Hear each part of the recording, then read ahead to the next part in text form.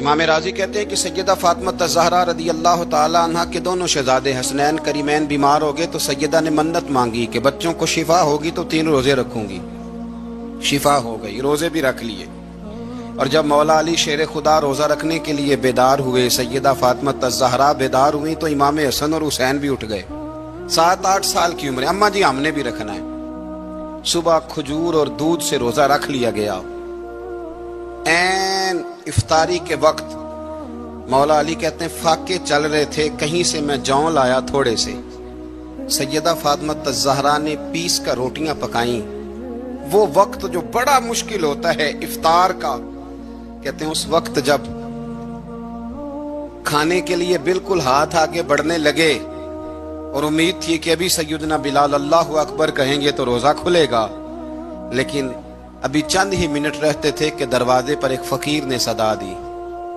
کہنے لگا سارے مدینے کے دروازے کھٹکھٹا آیا ہوں، قحط ہے، فاقہ ہے، اے رسول اللہ کے خاندان والوں، میں یتیم ہوں، کسی نے بتایا ہے کہ اور کوئی دروازہ کھلے نہ کھلے سیدہ کا دروازہ تیرے لیے ضرور کھلے گا، کیا یتیم کو روٹی ملے گی؟ تو حضرت مولا علی نے بچوں کی طرف دیکھا ہی تھا کہ امام حسن ساری روٹیاں جا کے دروازے پہ دے آئے۔ کھجور اور پانی سے افطار ہو گیا۔ صبح پھر کھجور اور دودھ سے روزہ رکھا۔ امام راضی کہتے ہیں این وہ وقت جب افطار کا ٹائم آیا تو پھر دروازے پہ کسی نے صدا دی، کہا رسول اللہ کے خاندان والوں میں مسکین ہوں، رات سے روٹی کھائی ہے، نہ صبح کھا سکا نہ دوپہر، کسی نے بتایا ہے کہ اس دروازے سے خالی کوئی نہیں جاتا۔ امام حسن نے پھر سارا لنگر اٹھایا اور پھر جا کے دے دیا۔ تیسرا دن پھر ہوا۔ مجھے لگتا ہے کہ جب افطار کا ٹائم آیا ہوگا نا تو یہ خود ہی سارے دروازے پہ دیکھتے ہوں گے، یہ کوئی آیا نہیں لینے والا ابھی تک۔ لگتا ہے کہ نظریں دروازے پہ تھیں۔ این افطار کے وقت 3 روٹیاں جب جاؤں کی پک کے آئی، ایک بھکاری نے صدا دی، کہنے لگا میں قیدی ہوں، آج ہی قید سے رہائی ملی ہے، پہلے دن کسی کے دروازے پہ صدا ملی ہے، دی ہے روٹی ملے گی۔ امام حسن وہ کھانا دے کے واپس لوٹے۔ کھجور اور پانی سے افطار ہوا اور جیسے ہی مسجد نبوی میں تینوں باپ بیٹا نماز پڑھنے گئے تو مولا علی کہتے مجھے بتانا نہیں پڑا، رسول کریم نے میری طرف دیکھ کے فرمایا علی تیرا، فاطمہ کا، حسن اور حسین کا 3 دن والا عمل خدا کو بھی بڑا پسند آیا ہے اور محمد مصطفیٰ کو بھی بڑا پسند آیا ہے، وہ بڑا پسندیدہ عمل۔ میں کہتا ہوں کہ حضرت فاطمہ نے نا ان کی تربیت پہلے ہی کر دی تھی، 3 دن بغیر افطار کے روزہ رکھنے کی، وہ ٹریننگ گھر سے ہو چکی تھی۔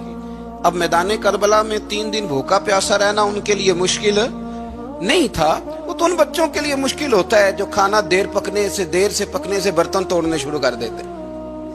وہ بچے بلیک میل ہوتے ہیں جن کو ایک وقت ان کے پسند کا کھانا نہ ملے تو وہ گھر میں جو ہے وہ ادھم شروع کر دیتے ہیں، جن کی ماں نے عادت ڈالی ہو کہ بیٹا 3 دن بھوکے پیاسا رہنا ہوا تو رہ لینا، لیکن کسی بھی باطل کے ساتھ کمپرومائز نہ کرنا، ان کے لیے اتنا مشکل نہیں تھا۔ ان کی تربیت ہوئی، ان کی ٹریننگ ہوئی، پھر اللہ نے ان کی سیرت میں رنگ بھرے، ان کے کردار میں حسن آیا، وقار آیا۔ حضرت امیر معاویہ رضی اللہ تعالیٰ عنہ نے ایک شخص کو بھیجا مدینہ منورہ شام سے، تو اس نے کہا میں نے امام حسین سے ملنا ہے، تعارف کیا ہے؟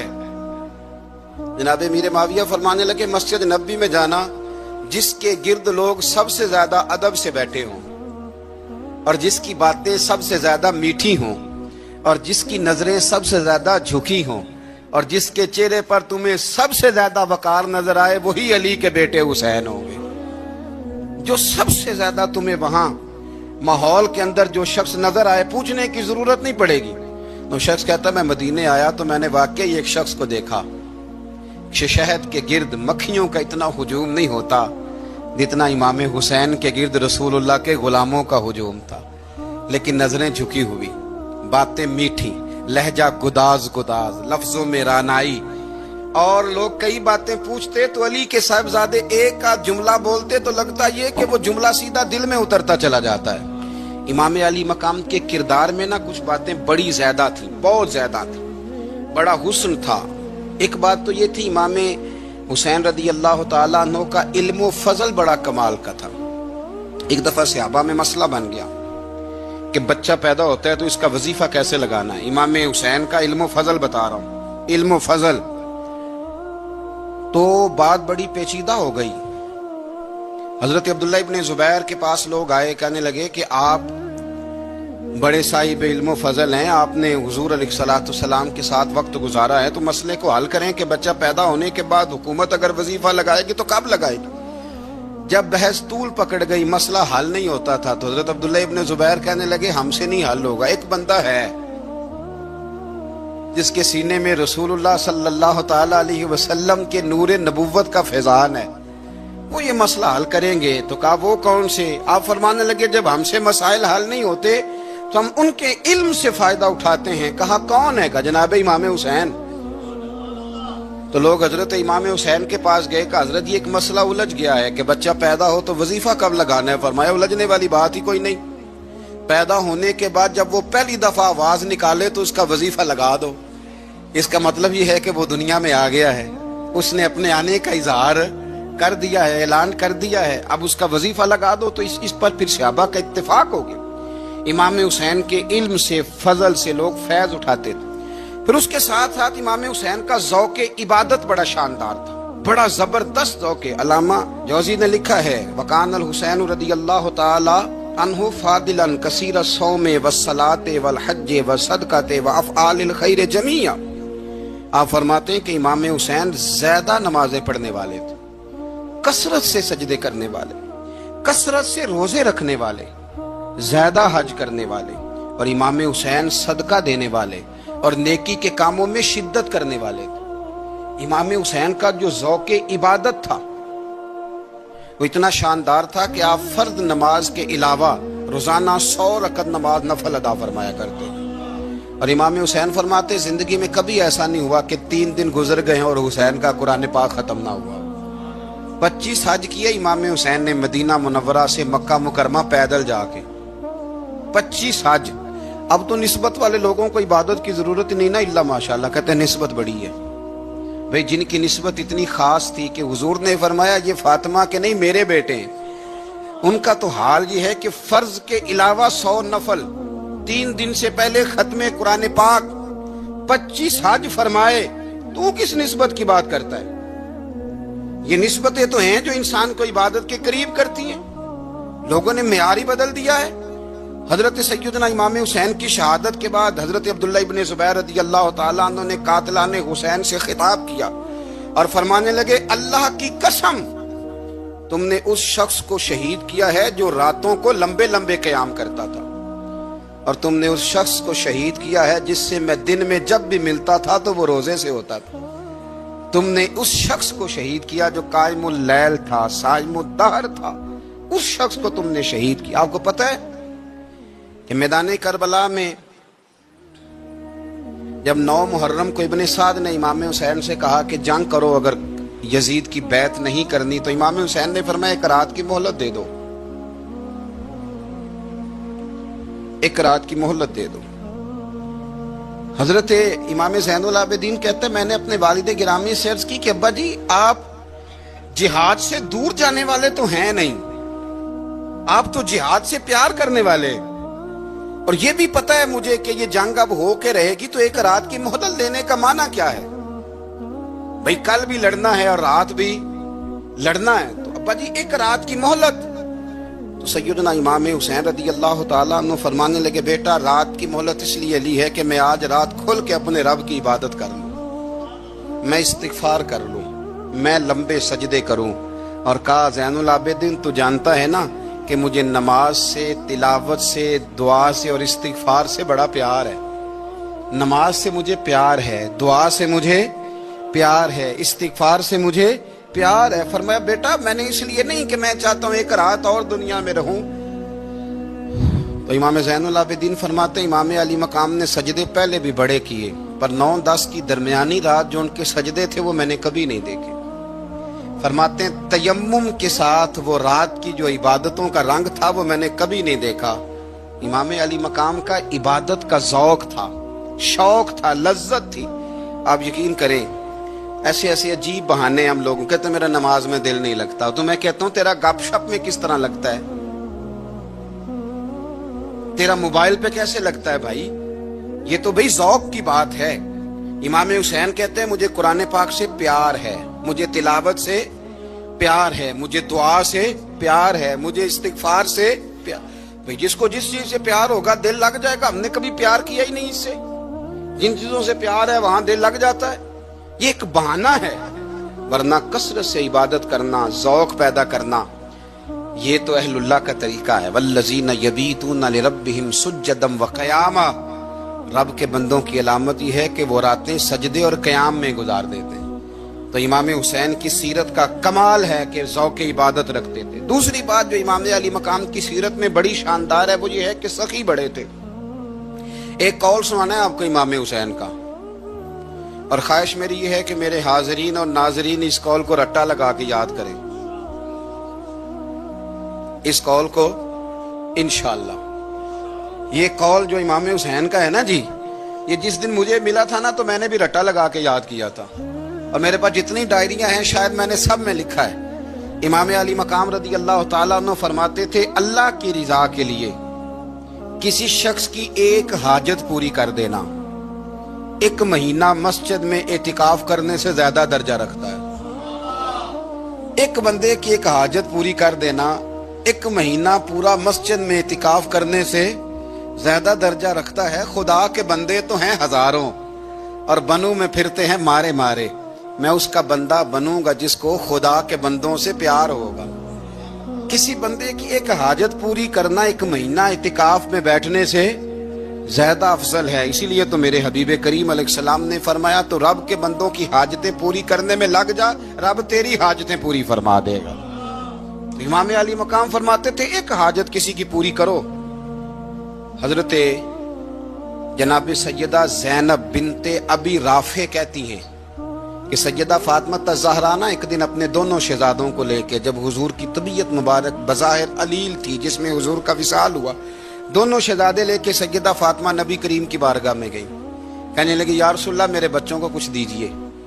سیدہ پاک تو حضور اٹھ کے بیٹھ گئے، اس کندھے سے امام حسن کو لگایا اور اس سے امام حسین کو لگایا اور فرمایا فاطمہ یہ جو میرا حسن ہے نا اس کو میں اپنی ہیبت اور سرداری دیتا ہوں، اور فرمایا یہ جو میرا حسین ہے نا حسین کو میں اپنی جرت اور سخاوت دیتا ہوں، میرا حسین جرت مند ہوگا اور سخی ہوگا۔ داتا گانج بخش علی حجویری، امام الاولیاء، سید الاصفیاء، داتا صاحب کشف المعجوب میں فرماتے ہیں ایک دن نا امام حسین کے پاس ایک شخص آیا بڑی دور سے کچھ مانگنے کا، حضور کچھ دیجئے۔ وہ شخص کہتا ہے کہ میرا ظرف یہ تھا کہ 4-5 دینار ملیں گے، تو امام حسین فرمانے لگے تھوڑی دیر بیٹھ جا رزق آ رہا ہے۔ تو امام حسین کو حکومت وقت کی طرف سے نا 5 تھیلیاں ملی جس میں ایک تھیلی میں 500 اشرفیاں تھیں، 5 تھیلیاں آئیں، لیکن اس کو آنے میں نا ذرا دیر ہو گئی۔ وہ 5 تھیلیاں جب آئی نا تو امام حسین اس کی طرف 5 تھیلیاں بڑھا کے نا، ذرا دیکھنا میری طرف غور سے، 5 تھیلیاں بڑھا کے نا تو فرمانے لگے میاں جتنا تجھے انتظار کرایا نا اتنی ہم تیری حاجت پوری نہیں کر سکے، تو یہ نہ محسوس کرنا کہ حسین کے دروازے پہ بیٹھا بھی رہا ہوں تو ملا کیا ہے، یہ نہ محسوس کرنا۔ وہ شخص کہتا ہے جب میں نے وہ تھیلیاں کھولی اور پھر میری نظر امام حسین پہ پڑی تو میرے اندر سے آواز آئی اگر حسین ابن علی اتنے سخی ہیں تو محمد عربی کتنے سخی ہو۔ اگر یہ معیار ان کا ہے، ان کا یہ معیار ہے، اور خود بھیک دیں خود ہی کہیں منگتے کا بھلا ہو، خود کہنے لگے جتنا انتظار کرایا ہے اتنی تیری مدد کر سکے، یہ سخاوت کا معیار تھا، یہ طریقہ تھا۔ ایک دفعہ سیدنا امام حسین رضی اللہ تعالیٰ عنہ کے گھر کے اندر نا 5000 دینار آئے، مسجد میں تھے، آپ کو 5000 دینار ملے تو امام زین العابدین کہتے ہیں کہ مسجد سے لے کر گھر آنے تک امام حسین نے 5 کے 5000 اللہ کے رستے میں خیرات کر دی۔ فرماتے میں نے کہا ابا جی 5 دینار کی گھر میں ضرورت تھی، مالاں والے سخی نہیں ہوندے تے سخیاں کل مال نہیں ہوندا، ایتھے اوتھے دوویں جہانی سخی کنگال نہیں ہوندا۔ کہا ابا جی 5 دینار کی گھر میں ضرورت تھی، تو کہتے ہیں مجھے فرمانے لگے بیٹا یہ جن کو میں نے دیا ہے نا یہ گھر کے لیے ہی دیا ہے، یہ گھر کے لیے ہی دیا ہے، جن کو دیا ہے تمہارا کیا خیال ہے یہ باہر خرچ ہوا ہے، یہ گھر کے لیے ہی ہے۔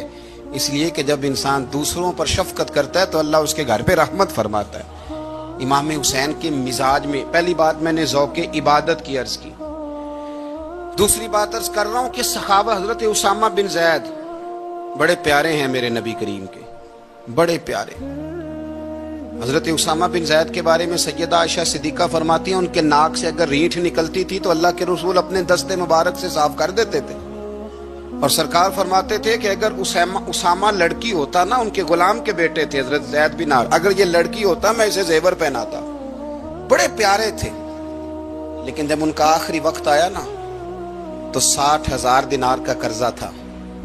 رشتہ داروں سے کہا، دوستوں سے کہا، یاروں سے کہا، پر قرض ادا نہیں ہو رہا تھا۔ حضرت اسامہ بن زید کہتے ہیں بڑا پریشان تھا۔ جب حد ہو گئی نا تو حضرت اسامہ بن زید فرمانے لگے جاؤ کوئی حسین ابن علی کو خبر کرو، ان سے کہو میں نا غلام ہوں آپ کے نانا کا، مقروض دنیا سے چلا گیا تو کیا بنے گا۔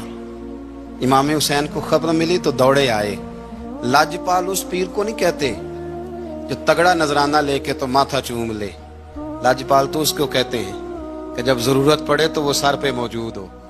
حضرت سیدنا امام حسین تشریف لائے تو جناب اسامہ بن زید رو پڑے، کہنے لگے حضور میں نے نا غلامی کی ہے آپ کے نانا کی، اور اس غلامی پہ ناز ہے، اب 60,000 دینار کا قرضہ لے کے دنیا سے جاؤں گا تو میری قبر پہ بوجھ رہے گا۔ امام حسین خادم کو بھی کہہ سکتے تھے جاؤ گھر پیسے پڑے ہیں لے آؤ، امام حسین خود گئے، چادر روڑ کے تو اس کی اوٹ میں بکل میں 60,000 دینار چھپا کے لائے، اور جناب اسامہ بن زید کے سامنے رکھ کے کہنے لگے اسامہ یار پیسے رات کو ہی آئے تھے، میں سوچ رہا تھا مجھے تو ضرورت نہیں، اللہ نے کس کا نصیب میرے گھر میں بھیج دیا، مجھے تو حاجت ہی نہیں تھی، اب پتہ چلا پیسے تیرے تھے، اللہ نے حسین کی ڈیوٹی لگائی ہے کہ جا کے دے آ۔ حضرت اسامہ بن زید رو پڑے، فرمانے لگے اللہ آپ کو بہترین صلہ عطا فرمائے، یہ معیار تھا۔ اور پھر تیسری بات یہ کہ دل کے بڑے صاف تھے، دل بدستاور کے حج اکبر است، از ہزاراں کعبہ یک دل بہتر است۔ شیخ سعدی کہتے ہیں کہ درویش کہتے ہیں کہ کسی کا دل رکھ لینا نا، دل راضی کر دینا کعبے کا 1000 بار حج کرنے سے بہتر ہے۔ دل بدستاور کے حج اکبر است، کسی کا دل راضی کرنا حج اکبر ہے۔ امام بڑا ہی پیار کرتے تھے، گھوڑے پہ جا رہے تھے، کچھ فقیر غریب لوگ بیٹھ کے روٹی کھا رہے تھے، کہاں رہے تھے؟ سڑک کے کنارے۔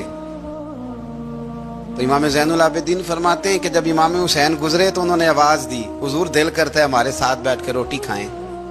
کائنات کے مالک و مختار کے نواسے اور دنیا کے سب سے بڑے شہزادے گھوڑے سے اترے اور غریبوں کے ساتھ سڑک پہ بیٹھ گئے، روٹی کھانے لگے اور دیر تک کھاتے رہے، اور جب فارغ ہو گئے تو فرمانے لگے کھانے کی ضرورت بھی نہیں تھی، حاجت بھی نہیں تھی، پر تم نے آواز دی تو دل رکھنے کو بیٹھ گیا تھا، اگر اجازت دے تو چلا جاؤں۔ یہ مزاج تھا، یہ طبیعت تھی۔ آپ کے ایک بھائی ہیں چھوٹے، حضرت محمد بن حنفیہ نام ہے، حضرت مولا علی شیر خدا رضی اللہ تعالیٰ عنہ کی دوسری بیوی سے۔ ایک دن حضرت امام حسین ان کے گھر میں بیٹھے تھے تو کسی بات میں نا اختلاف رائے ہو گیا، تو امام علی مقام ناراض ہو گئے، فرمایا آج کے بعد تیرے گھر نہیں آؤں گا، رومال اٹھایا چلے گئے۔ لوگوں نے حضرت محمد بن حنفیہ رضی اللہ تعالیٰ عنہ سے کہا حسین تو ناراض ہو گئے، کبھی نہیں آئیں گے۔ آپ فرمانے لگے بھائی تمہارا ہے کہ میرا؟ جی بھائی تو آپ کے ہیں۔ فرمایا اگر کہو تو چند منٹوں میں حسین واپس آئے؟ جناب ناراضگی ہو گئی ہے۔ فرمایا ناراضگی ہوئی ہے پر میں اس کے دل کی نرمی کو تو جانتا ہوں نا، اس کے مزاج کے اندر جو محبت ہے اس سے تو ابھی آئے۔ کہ جناب وہ کیسے؟ فرمانے لگے دیکھنا ذرا۔ تو امام حسین نے خط لکھا، حضرت محمد بن حنفیہ نے رکا لکھا، کہنے لگے حسین میرے باپ کا نام بھی علی ہے اور آپ کے باپ کا نام بھی علی ہے، پر ایک فضیلت ایسی ہے جس میں میں آپ کا مقابلہ نہیں کر سکتا، وہ یہ ہے کہ آپ سیدہ فاطمہ تو زہرا کے لال ہیں، اب محمد مصطفیٰ علیہ السلام کے نواسے ہیں۔ کہنے لگے بھائی جان آپ نے نانا جان کی وہ حدیث تو سنی ہوگی کہ دو لوگ ناراض ہو جائیں تو جو صلح پہلے کرے جنت میں پہلے جائے گا۔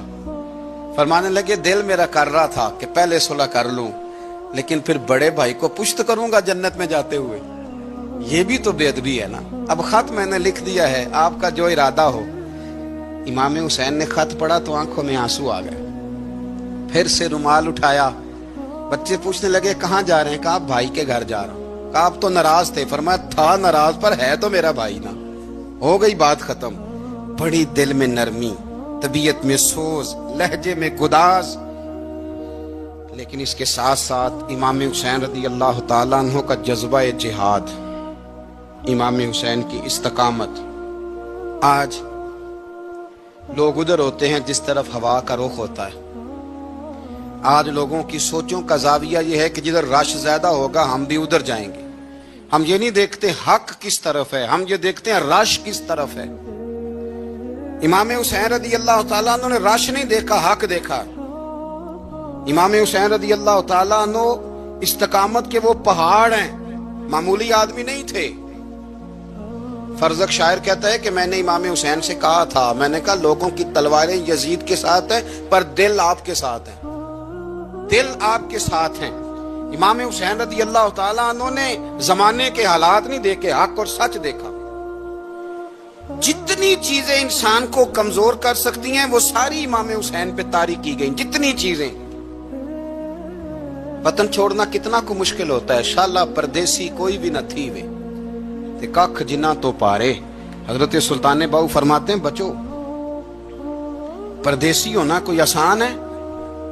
जिस आदमी का किसी छोटे से गांव में भी मकान हो, छोड़ना पड़ जाए तो रोटा है। तो मुझे बताओ जिसने अपना सारा बचपन मदीने में गुजारा हो। आज जो एक हफ्ता मदीने रह के आते हैं उनसे वापस निकलना मुश्किल होता है। लेकिन इमाम हुसैन हक का रास्ता था, वतन की कुर्बानी दी, और मामूली वतन नहीं, मदीने जैसा वतन। और जब खड़े थे ना इमाम हुसैन रदी अल्लाह ताला अन्हु रजब में निकल रहे थे मदीने से, तो कोई शायर कहता है दूर खड़े होके उन्होंने गोया कहा था, आका तेरे करम के खजीने की खैर हो, मैं जा रहा हूं तेरे मदीने की खैर हो। इमाम हुसैन ने वतन छोड़ा, कोई लग़ज़श नहीं पैरों में, कोई नहीं। शहजादों वाली जिंदगी थी। मस्जिद नबवी के इमाम थे। नबी करीम अलैहिस्सलाम के रोज़ा अतहर पर तशरीफ रखते थे। जमाना हया करता था, शान शौकत थी, पर हक के लिए छोड़ा। निकल कर खानकाहों से अदा कर रस्म शब्बीरी। और फिर बड़ा मुश्किल होता है। जिस शख्स के साथ बच्चे और औरतें हों वो तो ये कह के लड़ाई से जान छुड़ाता है कि मेरे साथ फैमिली है, ना होती तो तुझे बताता। पर इमाम हुसैन को औलाद भी कमजोर नहीं कर सकी। औरतों का साथ होना कमजोर नहीं कर सका। फिर इमाम अली मक्का, भूख कितना मुश्किल काम है। आज लोग कह नहीं देते कि मैं तो इसलिए गुनाह करता हूं कि रिश्वत इसलिए ले लेता हूं कि बच्चे छोटे हैं। 10 दिनों की कमो बेच सफर, 3 दिनों की भूख और प्यास, पर हक के रास्ते में इमाम हुसैन को कोई चीज कमजोर नहीं कर सकी। और फिर वो जितनी बातें लोग कह सकते थे वो सारी कहीं गई, सारी। और आके अर्ज करने लगा, हुजूर ये कोई मामूली दुश्मन नहीं, ये वो जालिम है जो लाशों पे भी घोड़े दौड़ा देते हैं। तो इमाम अली मकाम फरमाने लगे, जो शहादत का जज्बा लेके निकले वो फिर अंजाम नहीं देखा करता। वो अंजाम, वो जितनी चीजें जो इस्तकामत के रास्ते में आ सकती हैं वो सारी चीजें रास्ते में आई, पर इमाम अली मकाम ने किसी चीज की परवाह नहीं की। आज का मसला ये है कि आज लोगों में इस्तकामत नहीं है। रात को कुछ होते हैं, सवेरे कुछ होते हैं, दोपहर को कुछ होते हैं, शाम को कुछ होते हैं। हमारा कल अंदाजे तकल्लुम कुछ और होता है, सुबह कुछ और होता है। इमाम अली मकाम मैदान में रहे, एक मैयत घर में हो जाए तो कई दिनों तक आंख खुलती नहीं, होश रहता नहीं। सबसे ज्यादा मसाइब इमाम हुसैन ने देखे, सबसे ज्यादा। और घोड़े पर बैठने से पहले पहले सारी तकलीफें आप देख चुके थे। बाप का जनाजा उठाना आसान होता है, बेटे का जनाजा उठाना बड़ा मुश्किल होता है। पर इमाम हुसैन ने बेटों के जनाजे उठाए। हजरत अली असगर की लाश को इमाम हुसैन ने अपने दस्ते मुबारक से दफन किया। और जनाब अली अकबर की मैयत को जब आप उठा के ला रहे थे तो सैयदा ज़ैनब फरमाती हैं कि मुझे यूं कभी लगता था हुसैन का कद बड़ा है और कभी लगता था अली अकबर का कद बड़ा है। और फरमाती हैं कि फिर हजरत कासिम बिन हसन को भी वो उठा के लाए। اور جناب عباس کے وجود سے الگ ہونے والے بازو انہوں نے لا کے حضرت عباس کے وجود کے ساتھ بھی رکھے۔ انہوں نے یہ سارا منظر دیکھا، لیکن جب حسین ابن علی اپنی دفعہ گھوڑے پہ سوار ہوئے تو لگتا یہ تھا کہ ان سے زیادہ بہادر کوئی نہیں۔ ایک جملہ بھی یزیدی فوج کے سامنے امام حسین نے کمزور نہیں کہا، ایک جملہ بھی، ایک فکرہ بھی کچا نہیں بولا، کہیں بھی کوئی منت نہیں کی، کسی جگہ بھی ان کے پائے استقلال میں کوئی لغزش نہیں آئی۔ جب لوگوں کو پتہ چل جائے کہ اب سامنے موت ہی موت ہے، سوائے اس کے چارہ کچھ بھی نہیں، تو بہت ساری رخصت اور اجازت تو دین بھی دیتا ہے، پر امام حسین کسی جگہ کسی رخصت پر عمل کرتے نظر نہیں آتے۔ ڈٹ کے بات کی، ڈٹ کے، اور پھر جب میدان میں نکلے، اللہ اکبر، تو ابن سعد کہنے لگا کہ اگر دو دو کر کے ایک ایک کر کے جاؤ گے تو یہ 45,000 کا لشکر سارا حسین کاٹ ڈالے گا، یک بارگی حملہ کرو گے تو بات۔ اتنی استقامت، اتنا۔ آج تو لوگ ڈپریشن کے مریض ہیں، آج تو لوگ ٹینشن کے مریض ہیں، ہر دوسری بات میں لوگ کہتے ہیں وہ بڑا، پر کس بات سے؟ مطلب کیا آپ نے زندگی میں صرف جاب نہیں مل رہی، صرف بیماری آ گئی، صرف خرچہ نہیں گھر میں بڑا، کس بات کا ڈپریشن؟ امام حسین کی زندگی بتلاتی ہے کہ وہ لوگ بھی کوئی دنیا میں کمال حاصل کر سکتے ہیں جو چھوٹی چھوٹی بات پہ روتے ہیں۔ مال بھی ہے، جوانی بھی ہے، گھر بھی ہے، مکان بھی ہے، بچے بھی ہیں، عزت بھی ہے، صرف پیسے نہیں۔ اور انسان ہے کہ آنکھیں نہیں کھل رہی، وہ سمجھتا ہے میں کسی کام کا ہی، فقط پیسے نہیں بس۔ او خدا کے بندو، امام علی مقام نے فرمایا سارا کچھ لٹا کے بھی جو میدان میں کھڑا رہے اسے حسین ابن علی کہا جاتا ہے، اسے حسین ابن علی کہا جاتا ہے۔ حسین ابن علی کی شان رفت کوئی کیا جانے، حسن جانے، علی جانے، نبی جانے، خدا جانے، کون جانے امام علی مقام کا معیار۔ تو امام حسین رضی اللہ تعالیٰ عنہ کی زندگی ہمیں بتاتی ہے کہ ذوق والی عبادت کرو۔ امام حسین کی زندگی ہمیں بتاتی ہے کہ جب تم سخاوت کرو تو پھر اپنی حیثیت سے بڑھ کر کرو۔ اور امام حسین کی زندگی ہمیں بتاتی ہے کہ دل میں کسی کے لیے کوئی بات نہ رکھو، صلح کرنے میں پہل کرو، محبتیں کرنے میں آگے بڑھو۔ اور امام حسین کی زندگی ہمیں بتلاتی ہے کہ جب دنیا میں تم نے کچھ کرنا ہے تو پھر ڈٹنا بھی سیکھو، پھر کھڑے ہونا بھی سیکھو۔ یہ نہ دیکھو کہ حالات، امام حسین نے ایک دن بھی حکومت نہیں کی، یزید نے 4.5 سال کی، لیکن قیامت تک دلوں پہ حکومت امام حسین کی رہے گی۔ رمضان المبارک مہینوں میں سے وہ عظیم مہینہ ہے جس کا نام اللہ نے قرآن میں بیان فرمایا۔ ارشاد فرمایا شہر رمضان الذی انزل فیہ القرآن، رمضان کا وہ مہینہ ہے جس میں ہم نے قرآن مجید کو نازل فرمایا۔ رمضان المبارک کی بے پناہ عظمتیں، اس کی شانیں، اس ماہ نور و سرور کی عظیم سعادت افروز گھڑیاں، یہ جب بھی آتی ہیں مسلمان کے حق میں اللہ کی رحمت کو لاتی ہیں۔ رمضان جب بھی آتا ہے اہل اسلام کے اوپر خدا کے فضل اور اس کی رحمت کا سایہ ہو جاتا ہے۔ اہل ایمان اس ماہ مبارک میں اپنے دل میں خاص نرمی، نیکی کا خاص جذبہ، اخوت، بھائی چارہ اور غم خواری کے خاص جذبات اپنے دل اور روح میں محسوس کرتے ہیں۔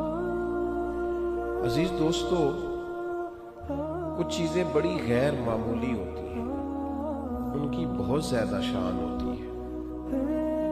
کئی بار بھی ان باتوں کو سنیں اور 1000 بات بھی ان باتوں کو پڑھیں، 20 لوگوں کے مختلف انداز گفتگو سے بھی ان باتوں کو سنیں تو پھر بھی وہ شانیں ایسے لگتا ہے کہ نامکمل ہی رہ گئے۔ رمضان المبارک اتنی عظمت والا ماہ مبارک ہے کہ اس کا تذکرہ اللہ کے قرآن نے بھی کیا ہے اور حضور علیہ السلام نے بھی جا بجا ذکر فرمایا۔ اچھا، اس کے کچھ نام میں آپ کی خدمت میں پہلے عرض کرتا ہوں۔ ایک تو اس کا نام قرآن نے بیان کیا شہر رمضان، رمضان کا مہینہ۔ پھر اس ماہ مبارک کو کچھ ناموں سے نبی پاک صلی اللہ علیہ وسلم نے یاد فرمایا۔ یہ مشکات شریف میں حدیث موجود ہے، हुजूर अलैहिस्सलाम ने इस माह मुबारक का नाम लिया तो एक लफ्ज, एक जुमला हुजूर ने ये फरमाया कि शाहरुल अजीम। ये हुजूर ने बयान फरमाया अजमत वाला महीना, अजीम महीना। यानी किसी को कोई शख्स कहता है ये अजीम आलिम दीन है, ये अजीम हाफिज कुरान है, ये अजीम समाजी शख्सियत है, ये अजीम लीडर है, और जिसको हुजूर अजीम फरमाए, जिसको नबी करीम अलैहिस्सलाम कहें, सरकार फरमाए, मेरे नबी रहमत अलैहिस्सलाम फरमाए कि माह मुबारक जो रमजान है शहरुल अजीम, ये बड़ा अजीम महीना है। अब खो जाए इंसान इसकी अजमतों में और चला जाए आलमे हैरत में और ढूंढने लगे कि इसकी अजमतें क्या क्या हैं, इसकी शानें क्या क्या हैं, आखिर वो कितना को अजीम है जिसे मदीने वाले ने अजीम कहा है, उसके अंदर कितनी को अजमत पाई जाती है, कितनी को बुलंदी शान है, कितनी को रिफत है, जिसे नबी पाक अलैहिस्सलाम ने अजीम फरमाया। तो एक तो हुजूर ने फरमाया शाहरुल अजीम, और दूसरा हुजूर ने इसका नाम लिया, फरमाया शाहरुल मुबारक, फरमाया ये बड़ा मुबारक महीना है। ये लफ्ज़ मुबारक हमारे यहाँ उर्फ में भी इस्तेमाल होता है। ये जब कोई शख्स बोलता है ना मुबारक, तो उससे खुशखबरियां जहन में आती हैं, उससे कामयाबियां जहन में आती हैं। जब कहा जाता है आपको मुबारक हो, मुबारकबाद हो, तो इससे इंसान की हाशिया ख्याल में महसूस होता है कि कोई अजीम इनाम मिला है, कोई अजीम रहमत अता हुई है, कोई मुनफरद सा, हसीन सा, खूबसूरत सा तोहफा मिला, किसी बहुत बड़ी कामयाबी से अल्लाह ताला ने हमकिनार फरमाया है, तो फिर कहते हैं मुबारक हो।